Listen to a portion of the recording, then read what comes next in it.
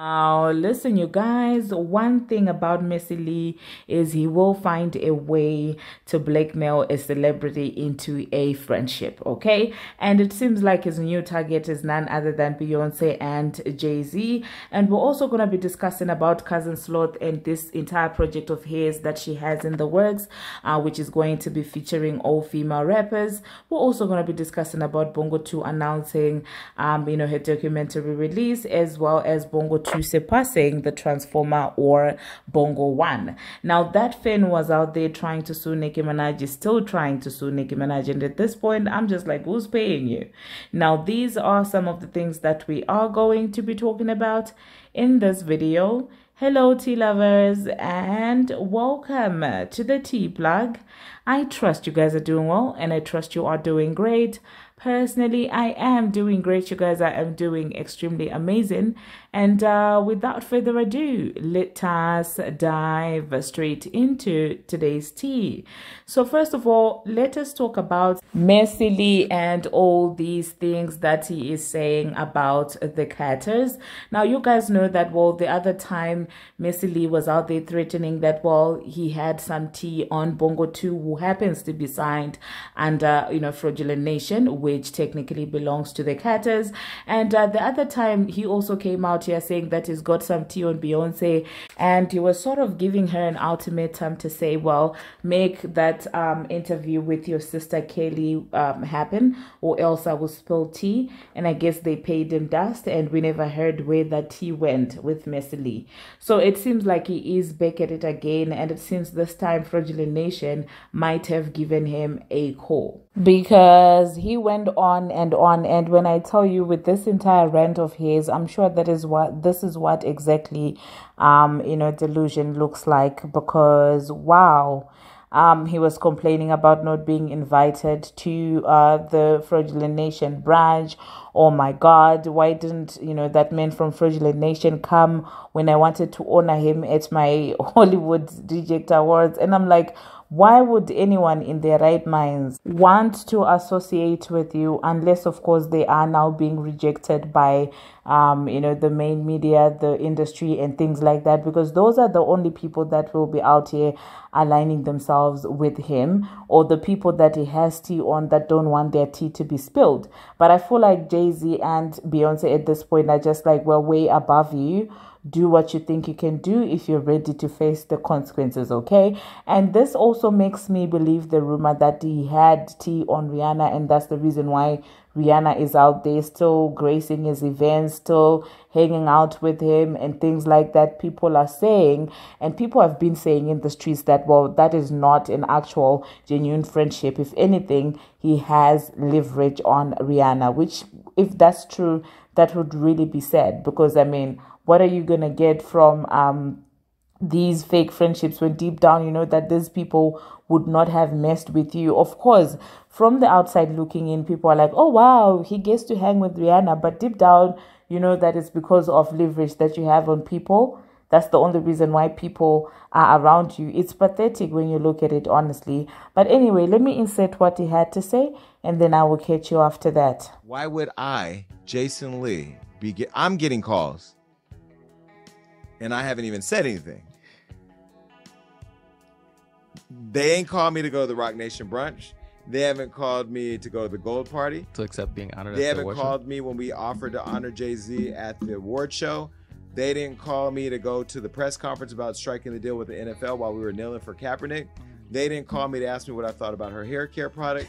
They didn't call me to offer a free bottle of her perfume. I didn't get to go backstage on her tour for the Renaissance. In fact, when the video circulated making it look like I've been chasing her around like a super fan, which I am a super fan, but I chase nobody. Nobody's called me to clear that up. I haven't gotten a delivery of white flowers with a little card from Beyonce. Why is everybody calling me now? Oh, and you also stopped. We not gonna even go there. I stopped a major thing for Beyonce. Didn't even get a thank you. And now everybody's calling. Why is everybody calling me now? Because I'm a firefighter. Because I run towards fires and I put them out or I fan the flames. But why is everybody calling me now? And that's the problem that I have with this whole situation. But I am going to save this conversation for Jay-Z. Jay-Z, you're watching. I know you're watching because you got people calling me. Stop having people call me. You can call me yourself. You know how to get my number. You know you got people calling me. Call me yourself, because this right here is going to go viral. The way my job works on the internet, everybody's going to be clipping, sharing on TikTok. Watch this. Do your thing, TikTok. Jay-Z and Beyonce is going to see this. I am exhausted with people calling me about Jay-Z and Beyonce. You've never called for anything else, and I haven't even said anything about you yet. And yet I'm getting all these calls. I've gotten more calls over the weekend about Jay-Z and Beyonce. You know, I think this is an opportunity to have a bridge and have a conversation about how this thing works, because I'm not a publicist. I am not a, I'm just Jason, okay? And I have opinions about unlocking Hollywood. Remember I said at the top of this show, or somewhere in the show, that I was in love with the entertainment industry until I found out it was Jeffrey Dahmer. This is part of the gnawing at the wrist that the industry does. You know, black excellence, we don't show up for each other like we should. And then when the shit's about to hit the fan or some shit, you think I'm gonna go fan some shit, now you showing up. You know, again, I'm not angry, I'm a little disappointed, because as much as I've loved this woman for years, I told you I don't like her as much as I used to. I still love her, but I'm not as super fan like I used to be. You know how much I was I mean, this woman, this is everything. And this together is everything. But is it? I think this is an opportunity to have a conversation, because I believe that we as a culture should be very supportive of each other before this stuff happens, so that way our proximity to it can help us tell the real story. That's why we got to be working together to tell our stories. But I will tell you, to the audience, if I do come up missing, all the calls I've been getting have been about him. And listen, I haven't had any threatening calls. Nobody has said that they're going to hurt me, so I want to go on record for that. Why? Well, there you heard that, you guys. The delusion that is in there is absolutely crazy. Like, it is crazy. What do you want to go? Why do you want to go at that branch? And that's his thing. That's what it does. Like, if it doesn't get any attention from celebrities, he begins to behave this way. If you guys remember, that's the reason why they ended up not seeing eye to eye with Nicki Minaj, because Nicki was not giving him the time of the day. And the one person that was giving him the time of the day is the Transformer. And because of that, obviously, he does sing her praises and things like that. And it's really sad to watch, you guys, honestly, if you ask me. But anyway, let me know in the comment section how you feel about that. Now, to know if a situation is crazy, when Amon Wiggins is out there even seeing another person's obsession, that's when you know that that person is irredeemable. Because to me, Amon and Jason both crave for these celebrities' attention, but I feel like Jason really takes it a little bit too far in comparison with Amon Wiggins, okay? So even Amon, when talking about the story, was like, oh, well, the obsession is way too much, blah, blah, blah, blah. The next thing that we are going to be talking about, we're going to talk about Cousin Sloth. So Cousin Sloth sat down with Charlamagne the God, and Charlamagne was asking her if they do have a project in the works together with Miss Red. And she said that, well, she has a project that is upcoming with, female rappers and things like that. And obviously, people are like, who are the female rappers that are going to be on that project? Obviously, we do know that Lottery Ticket is going to be there. We also know that obviously Bongo 2 and Bongo 1, the Transformer, they're both also gonna be there. Flo Milli obviously gonna be there. I don't know, now Jetavia, they have their issues, so probably not. I don't know with Paprika Spice if they see eye to eye. And I definitely know that Nick is probably not going to be on that project, okay? Because I could see that's another narrative, like, oh, the fake female rap unity stuff that they do to make it seem like there's something that's really going on when there is no female rap unity when you look at it, okay? And like I told you, the moment that she begins to evidently surpass Bongo 2, that's when she's going to learn that female rap is fiction. Because I promise you, there are two ways this entire thing could go. If she surpasses Bongo 2, it's either Fraudulent Nation Nation are going to try to steal her from her own label, from her label that she's signed to right now. And if they fail to do that, they're probably going to start sabotaging her, because how dare you support, the golden horse of Fraudulent Nation, like the golden horse of the industry. You're not supposed to surpass her. And so, yeah, I'm sure by the time the states come out and she shows that she has so much potential, it's actually going to be very interesting to watch the whole female rap unity narrative. I mean, you've seen how Bongo 2 is now moving when it comes to her friend, the Transformer. She's now acting like the Transformer is non-existent, okay? What I was finna say was we was in the studio working on something, and we actually did another song. And so I'm like, oh, you know what? I hear you on this song. Like, because she had to go to a show. I'm like, okay, I'm just going to send this to you, and you just get on this. And then she did her verse. Somebody told me y'all was doing an album together. That's true? Who told you that? I don't know where the hell I heard that at. It may can come true one day, but yeah. One day. Is it like a mixtape or just? It maybe can be a mixtape, but we don't. It ain't started yet. How many songs one y'all got day together? it might can happen. How many songs y'all got together? I don't know. It's an album coming. Sexy Red, Glorilla album coming soon. Still speaking about Bongo 2 and the Transformer, it is actually being reported that, well, Bongo 2 is out there surpassing the Transformer. It says Megan has surpassed the Transformer and is now the third female with the most solo streams on Spotify, with over 3.61 billion. And I would say that it's going to be an interesting dynamic, honestly. And also, I mean, it's understandable and it's expected, because the Transformer herself has not been putting out a lot of music. And let's see how this friendship is going to turn out, because under this tweet that was talking about Bongo 2 surpassing the Transformer, I already started seeing the fan bases fighting the Cardi stands versus the Bongo 2 stands, and they were literally going at it, okay? And meanwhile, the Barbz were laughing in the comment section, saying that, well, when they welcomed the Bongo 2, they were like, oh, she's gonna come in and replace Nicki Minaj. Meanwhile, she was out there, coming to replace the Transformer. So yeah, that is certainly interesting. Let's see how those dynamics are going to be like. Now, the next thing that we're going to be talking about, in light of Nicki Minaj announcing and basically taking back her hiatus, it seems like Bongo 2 decided to announce that she also her documentary is also going to be coming out.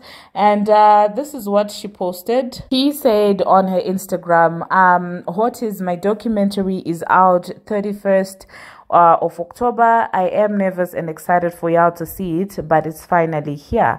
And the documentary is titled Megan Thee Stallion, in her words, her story, her life. And it's going to be airing on Prime, okay? So, yeah, let me know in the comment section, you guys. Are you looking forward to be watching this documentary? And do you think that there's any tangible things that she will be addressing in as far as the entire big mystery surrounding her, the Tory Lanez and everything? Do you think that finally she will be addressing this, or do you think that she's going to be going on in circles and things like that? Now, personally, with her documentary, what just irks me is the idea that the people that are pushing her truth and her documentary on us are the same people that stopped another Black woman from speaking on her own traumas. For me, that will always be like, I will always look at that as bad behavior. And for that reason, I just find it hard to be interested in her telling her own story, in my own opinion. But let me know, you guys, in the comment section what you think about that.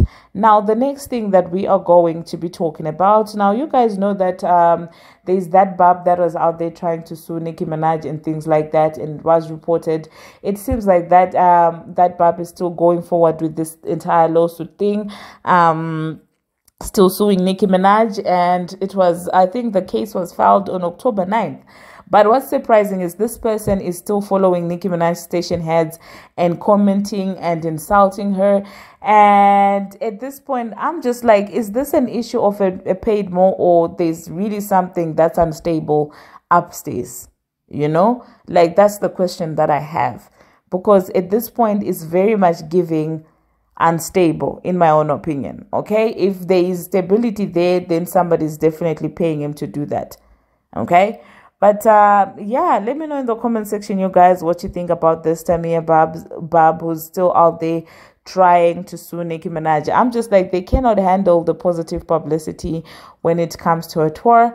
So now they're out here trying to, you know, run up some other negativity and things like that, just so that negative stuff can neutralize what Nicki has done. But yeah, you can't neutralize you know, success that is as great as that. She went out for Pink Friday 2, both the album and the tour. It is unmatched. I did see some of the Transformers fans. They were literally having a breakdown. They were trying to make excuses. You know, some were like, oh, well, it was different back in the day for artists to go on tour, especially female rappers by themselves. So that's why there's no one else. And then we're like, okay, but recently another person that you guys swear is out there outdoing Nicki Minaj, Bongo 2 just went on tour. Why didn't she get to the 100 million? Like, if she's that great, they will come up with another excuse and say that, well, Nicki has been in the game long enough. But in the same breath, Missy Elliott is out there going on tour. And where are the states? How are the states looking when it comes to that?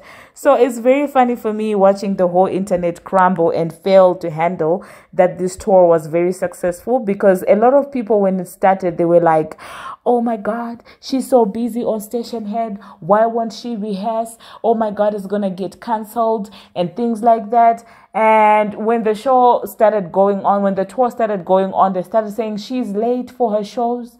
The Barbz are going to be mad at her. They will not attend the gig cities. And when they saw it happening, still the Barbz attending, they started to come up with different narratives and different things.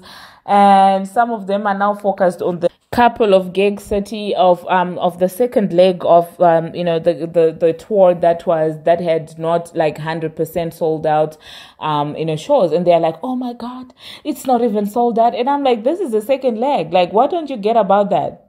She literally sold out every effing single date for the first leg, and then she doubled down and did massively well. And honestly speaking, it's a beautiful era. I did see some of those old blogs. They literally waited 2 days later for them to start posting, and I'm like, this amount of saltiness has to be studied. Angie from the Shade Room, that amount of saltiness has to be studied, because what is it? Is it the bag? How big is the bag that you're getting from Fraudulent Nation that you would be salty to this level? And I think Nicki's crime is not paying blogs. Okay, I think blogs don't like her because she's not paying blogs for publicity or anything like that. She's not doing that. And I think a lot of them feel some type of way, and she's not out there acknowledging blogs and making them feel powerful. And I'm like, that's how a celebrity is going. It has to move, because that's the relationship between a blog and a celebrity. So yeah, the next thing that we are going to be talking about, we're going to talk about Billboard Hot 100. Now, it is actually being reported that there are 0 hip-hop songs in the top 10 of this week's Billboard Hot 100. We have the Billie Eilish's, we have the Post Malones, the Sabrina Carpenters, Lady Gaga, Chaperone, Sabrina, Teddy, Sabrina, Benson, Shabuzi, and none of those songs are hip-hop. Okay, and so people are now beginning to question if this is the end of hip-hop. Like, what is happening? Is the genre going down and things like that? And personally, it's very sad to watch. And people were like, well, if they hadn't done Drake Data, they're sure that, you know, Drake would be there, you know, basically gracing the top 10. But let me know in the comment section, you guys, do you think that Drake can be able to save hip-hop like this? Okay.